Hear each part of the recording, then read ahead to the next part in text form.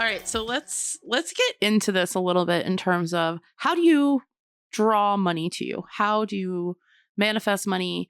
So the color of money is the green.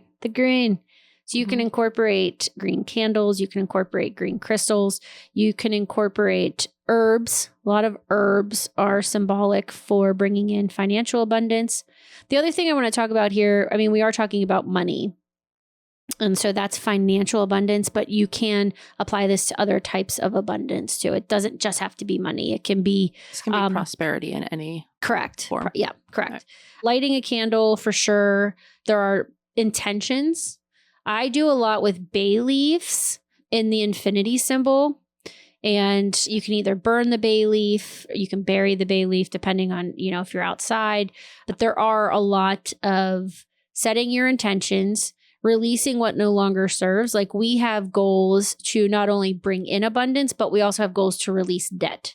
Right. That is something we are actively working on and being successful at. Again, this takes work. I always go back to, we talk about a lot this, but manifestation and divination will guide you and it will set you up with signs, but there's work involved. It's not like I'm just waiting to receive a check in the mail for $1 million from like some rando.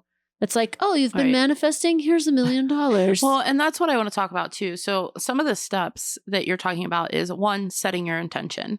Are you bringing something and calling something to you, or are you asking to release something and push something away from you? Two is who's involved in this?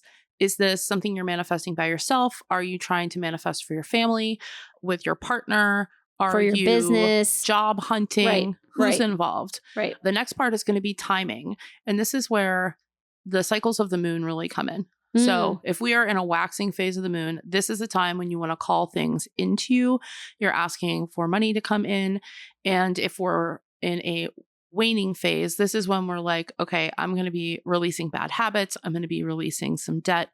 And the last is going to be aligned action. So after you're doing all of this, what are you doing to actually make this happen? Correct. Do you have steps in place that you are following through every single day in order to, bring money to you, release debt, whatever it might be? Yep. Some of the journaling prompts, like if you want to get started and you do journaling, some of the journaling prompts that you can do. I like to journal, honestly, before I do a ritual. It kind of gets my mind going. It gets the blood flowing as far as getting clarity. And most team of light require clarity. So when you go into request and you go into crossing over into the law of free will and you're going to bring in and invoke, they want to know exactly what you want in as much detail as you can give it.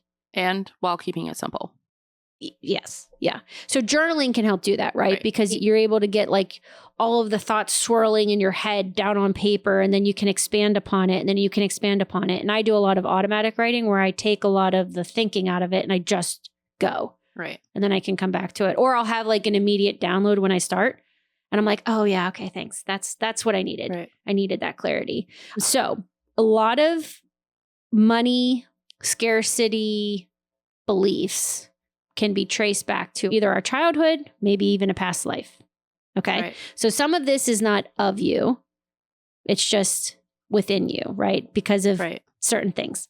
So I tend to start with, and I actually put this as one of my topics to talk about too, because I grew up in a household where my mom was not working. My dad was the sole provider and money was tight. And so that was a constant struggle.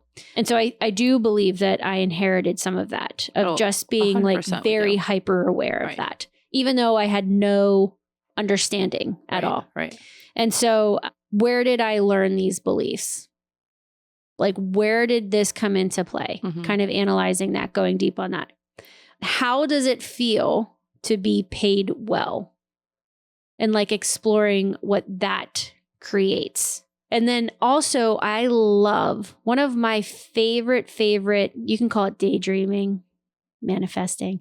I love to think about crazy things I want. Okay. Right? Like I daydream about having an apartment